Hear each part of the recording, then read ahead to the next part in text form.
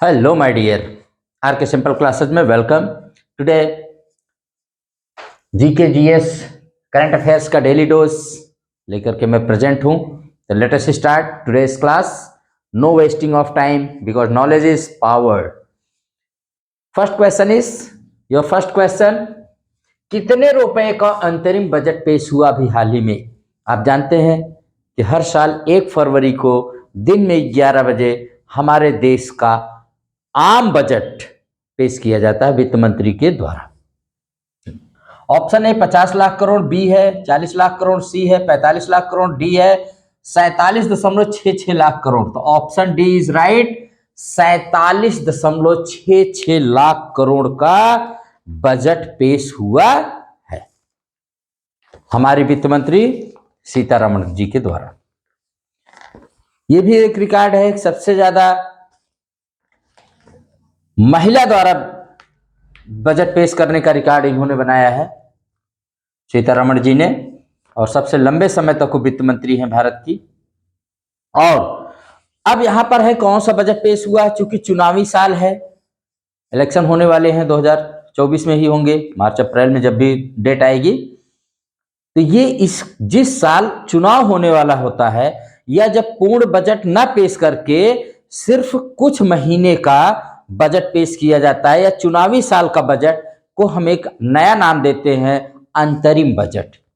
कौन सा बजट? अंतरिम बजट। ये पूर्ण बजट नहीं होता है क्योंकि ये चुनावों का साल होता है।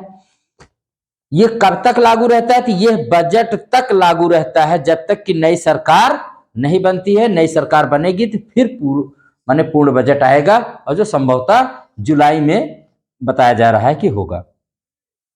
अंतरिम बजट संसद में बिना किसी चर्चा के पेश किया जाता है, इसलिए इसे वोट ऑन अकाउंट भी कहते हैं। वोट ऑन अकाउंट, क्योंकि इसकी चर्चा नहीं होती है। ये 16वां अंतरिम बजट है। कौन सा है? 16वां अंतरिम बजट है। ठीक है। और अंतरिम बजट में किसी भी बड़े घोषणा नहीं की जाती, कोई बड़ी घोषणा सरकार के द्वारा, ये भी जानते रहिए। तो आइए, राशि तो आपने जान लिया कि 47.66 करोड़ की है, लाख करोड़ की, सॉरी 47.66 लाख करोड़ रुपए का अंतरिम बजट पेश किया गया है। कुछ सरकार की घोषणाएं देख लेते हैं। अंतरिम बजट आया है। बजट आप जानते हैं हर साल 1 फरवरी को दिन में 11 बजे पेश किया जाता है। बजट का अर्थ होता है चमड़े का थैला। आप, क्योंकि ये दूसरी भाषा का शब्द है, तो बजट का जो अर्थ होता है वो होता है चमड़े का थैला। और मुझे जहां तक याद है, शायद ये फ्रेंच वर्ड है, याद कर लीजिए, फ्रेंच वर्ड है, फ्रांस का। उसके बाद बजट की प्रमुख बातें हैं, जैसे इसमें देख लीजिए जो इंपॉर्टेंट मुझे लगी हैं। राजकोषीय घाटे को अगले वर्ष घटाकर 5.1% करने का लक्ष्य रखा गया है। इसे वर्ष 2025-26 तक 4.5% से नीचे लाना संभव दिखाई दे रहा है। दूसरी बात, कुल राजस्व प्राप्तियां कितनी है सरकार की? 30.80 लाख करोड़ रुपए हैं, यानी 30.80 लाख करोड़ की प्राप्ति है हमारे पास। और कुल व्यय कितना है? 47.66 लाख करोड़ रुपए का अनुमान है। कहने का मतलब बजट क्या होता है? आय व्यय का लेखा जोखा। इसी को हम लोग बजट कहते हैं। साल भर का सरकार का आय व्यय का लेखा जोखा। कुछ और देख लेते हैं क्या हुआ है भाई बजट में। देखिए, 1 लाख करोड़ परिवारों को हर महीने 300 यूनिट तक फ्री बिजली रूफटॉप सोलर योजना के जरिए मिलेगी। 300 यूनिट फ्री बिजली मिलेगी। 3 करोड़ घर प्रधानमंत्री आवास योजना के तहत बनाने का काम पूरा किया है। अगले 5 साल में 2 करोड़ घर और बनाए जाएंगे। 3 करोड़ बने, 2 करोड़ और बनेंगे। 1 करोड़ लखपति दीदी बनाई जा चुकी हैं। अगले 5 साल में 3 करोड़ लखपति दीदी बनाने का रखा गया है लक्ष्य। 40,000 बोगियों को वंदे भारत ट्रेन के मानकों के अनुरूप बदला जाएगा। 3 नए रेल कॉरिडोर बनाने की घोषणा की गई है। ठीक है। और 11.1% की वृद्धि बुनियादी ढांचे के के लिए खर्च में रखी गई है। इस प्रकार यस यानी 11.1% की वृद्धि बुनियादी ढांचे के लिए खर्च में रखी गई है। इस मद में 11,11,111 करोड़ रुपए खर्च होंगे। ठीक है, और कुछ बातें सुन लीजिए। लोक लुभावना घोषणाओं के बजाय 2047 तक विकसित राष्ट्र बनाने का एजेंडा पेश किया गया है। किसानों की आय बढ़ाने जैसे उपायों से राजनीतिक संतुलन साधने का इसमें प्रयास किया गया है। आयकर स्लैब में कोई बदलाव नहीं किया गया है। 7 लाख रुपए तक आय कर से मुक्त। 86,000 करोड़ रुपए मनरेगा के लिए किया गया है आवंटित। 86,000 करोड़। 7,500 करोड़ रुपए आयुष्मान भारत PMJAY के लिए आवंटित किया गया है। आयुष्मान भारत योजना में अब सभी आंगनवाड़ी आशा कार्यकर्ता शामिल हैं। 12 लाख करोड़ से 9 साल में 12 लाख करोड़ से 9 साल में बनेंगे 3 नए रेल कॉरिडोर। तो ये था अंतरिम बजट की खास बातें जो 2024 और 25 के लिए प्रेजेंट किया गया है, और पूर्ण बजट इसका नई सरकार बनने के बाद आएगा। ये अंतरिम बजट था, तो फिर बजट पर और चर्चा होगी जब इसका पूर्ण बजट आएगा। अभी तो अंतरिम बजट 2024 और 25 के लिए ये था। दूसरा क्वेश्चन माय डियर, संविधान सभा की पहली बैठक कब हुई थी? ऑप्शन ए है 9 दिसंबर 1946, बी है 11 दिसंबर 1946, सी है 13 दिसंबर 1946, डी है 22 जनवरी 1947। ऑप्शन ए सही है, 9 दिसंबर 1946। आप जानते हैं कि कैबिनेट मिशन योजना के तहत हमारे देश में संविधान सभा का गठन किया गया था और जिससे हमारे देश का संविधान बनाया गया। ठीक है, तो संविधान में जब पहली बैठक हुई थी, फर्स्ट मीटिंग जो हुई थी, तो कब हुई थी? 9 दिसंबर 1946 को। और इसी संविधान सभा की पहली बैठक में डॉक्टर शक्तिदानंद सिन्हा को अस्थायी अध्यक्ष चुना गया था 9 दिसंबर 1946 को। फिर अगली बैठक 11 दिसंबर 1946 को, इसमें संविधान सभा के में डॉक्टर राजेंद्र प्रसाद को स्थायी माने अध्यक्ष चुना गया, जो भारत के पहले राष्ट्रपति भी बने आगे चल करके। 13 दिसंबर 1946 को पंडित जवाहरलाल नेहरू के द्वारा उद्देश्य प्रस्ताव संविधान सभा में प्रस्तुत किया गया, जिसको ऑब्जेक्टिव रेजोल्यूशन, कि भाई हम लोग बैठ रहे हैं तो किस लिए बैठ रहे हैं, मतलब 9 को बैठे, 11 को बैठे, ऐसे लगातार बैठ रहे हैं तो भाई किस पर्पज से बैठ रहे हैं, आखिर हम लोग यहाँ क्यों बैठ रहे हैं? तो एक ऑब्जेक्टिव रेजोल्यूशन लाया गया। कब? 13 दिसंबर 1946 को, जिसको कहा जाता है उद्देश्य प्रस्ताव। और 22 जनवरी 1947 को यही उद्देश्य प्रस्ताव 22 जनवरी सबसे पहले लाया गया, सबसे लास्ट में ये पास किया गया, उद्देश्य प्रस्ताव पास हुआ। और यही उद्देश्य प्रस्ताव आज की उद्देशिका या हमारे संविधान की क्या है? प्रियम्बुल बना हुआ है। ठीक है, प्रस्तावना, जो सबसे पहले हमारे संविधान में यही हमको मिलता है देखने को। ये थी, संविधान को बनाने में कुल 2 वर्ष 11 माह 18 दिन लगे थे ये हमारे संविधान को बनाने में। तो आपको समझ में आ गया होगा। अब 2 बातें यहाँ और, तो संविधान हमारा लागू कब किया गया? तो देखो यहाँ 2 चीजें हैं, एक अडॉप्ट है, एक एग्जीक्यूट है। संविधान को अपनाया और अंगीकृत किया गया था 26 नवंबर 1949 को, जिसे हम आज संविधान दिवस के रूप में मनाते हैं। और संविधान को लागू कब किया गया था, एग्जीक्यूट कब किया गया था? तो संविधान को एग्जीक्यूट किया गया था 26 जनवरी 1950 को, जब हम गणतंत्र बने, हमारा देश संप्रभु बना, हम लोग संप्रभु बने, हमें संप्रभुता मिली। ये 26 जनवरी जिसे हम गणतंत्र दिवस के रूप में कहते हैं, मनाते हैं, रिपब्लिक डे के रूप में मनाते हैं 26 जनवरी 1950 को। तो दोनों बातें याद रखना, अपनाया कब गया, लागू कब किया गया। तो 26 नवंबर 1949 को इसका आंशिक रूप से इसको लागू किया, माने अपनाया गया, और 26 जनवरी 1950 को इसको पूरी तरह से एग्जीक्यूट यानी लागू किया गया। ये संविधान की बातें थी। दूसरी बात है सेशेल्स द्वीप कहाँ है सेशल्स द्वीप? तो आप देख लीजिए, ए में है हिंद महासागर, बी में है अटलांटिक महासागर, सी में प्रशांत महासागर, डी में है भूमध्य महासागर। तो इसका राइट आंसर है ए, सेशल्स महाद्वीप। कहाँ सेशल्स द्वीप कहाँ है? तो आप जानते रहिए कि ये हिंद महासागर में है। नेक्स्ट क्वेश्चन, विश्व का सबसे बड़ा द्वीप कौन सा है? तो विश्व का सबसे बड़ा द्वीप कौन सा है भाई?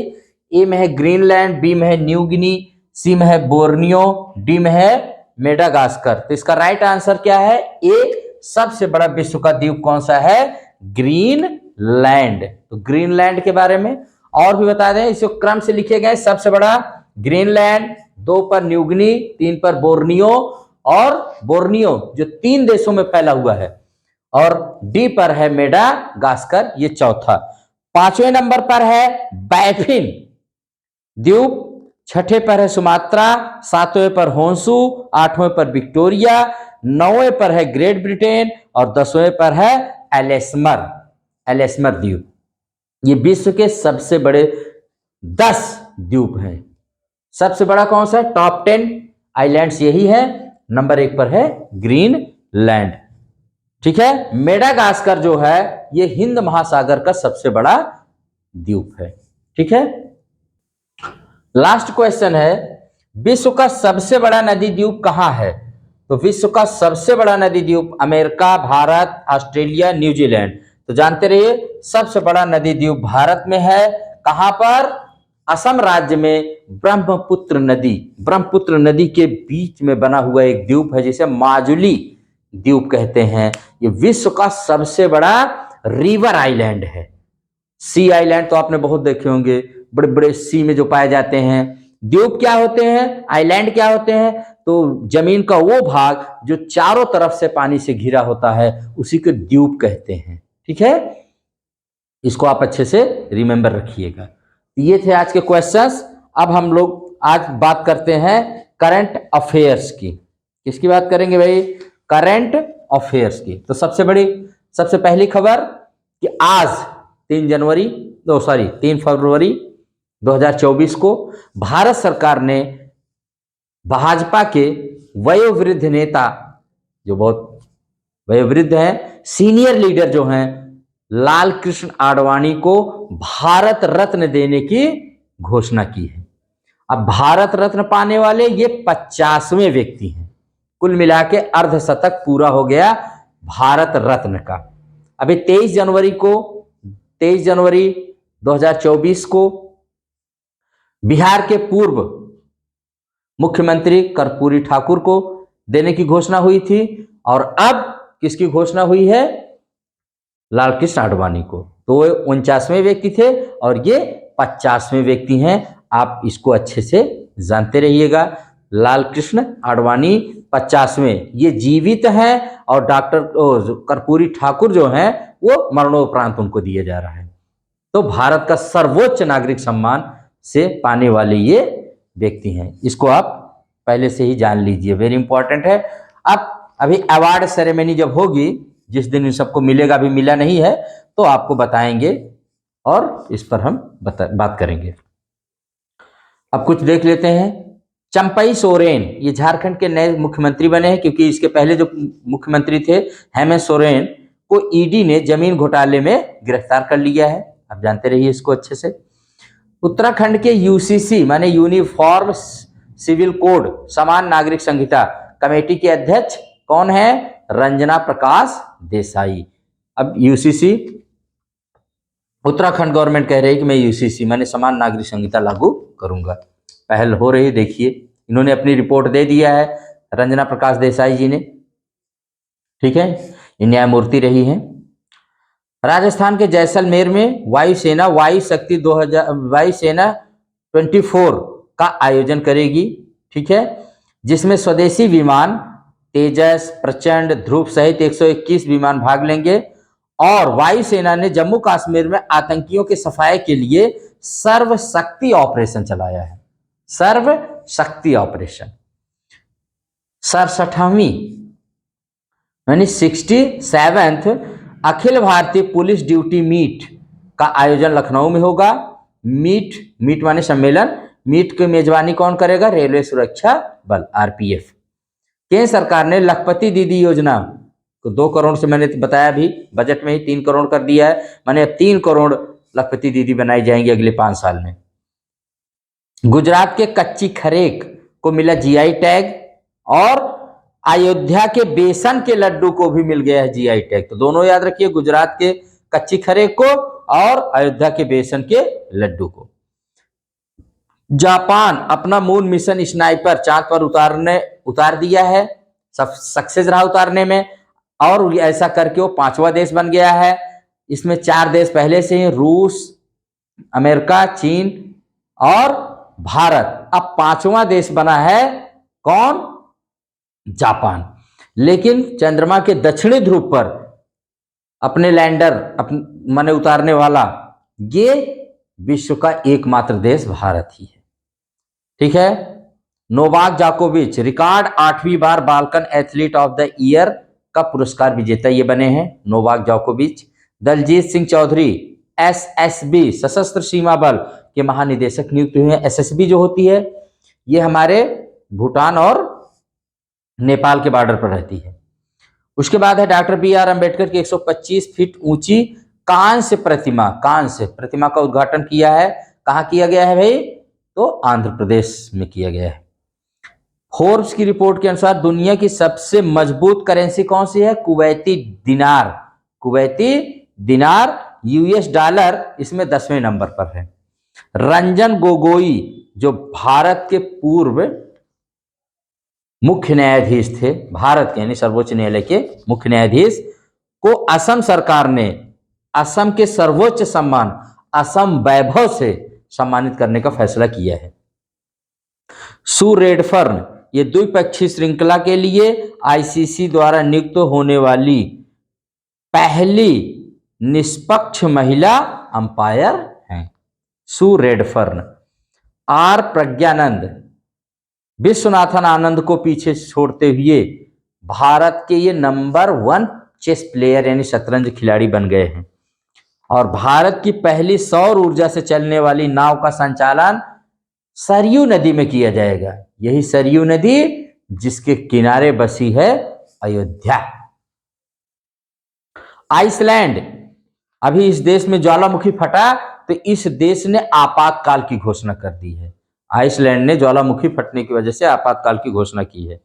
प्रीसा चक्रवर्ती भारतीय अमेरिकी स्कूली छात्रा जिसे दुनिया के सबसे प्रतिभाशाली छात्रों की सूची में किया गया है शामिल। 9 साल की है प्रीसा चक्रवर्ती, जानते रहिएगा। 2024 में सेना दिवस की थीम क्या है? राष्ट्र की सेवा में। आप जानते हैं कि हर साल 15 जनवरी को सेना दिवस यानी आर्मी डे मनाया जाता है। क्यों मनाया जाता है? इसलिए इस साल 76वां आर्मी डे मनाया गया है। इसका कारण है इसी दिन फील्ड मार्शल के.एम. करियप्पा ने जनरल फ्रांसिस बूचर से भारतीय सेना की कमान ली थी। इसकी थीम है राष्ट्र की सेवा में। और कौन सा मनाया गया? 76वां आर्मी डे मनाया गया। ठीक है। हर साल 15 जनवरी को आर्मी डे, 4 दिसंबर को नेवी डे, 8 अक्टूबर को वायुसेना डे यानी इंडियन एयरफोर्स डे और 1 फरवरी को भारतीय तटरक्षक बल दिवस मनाया जाता है।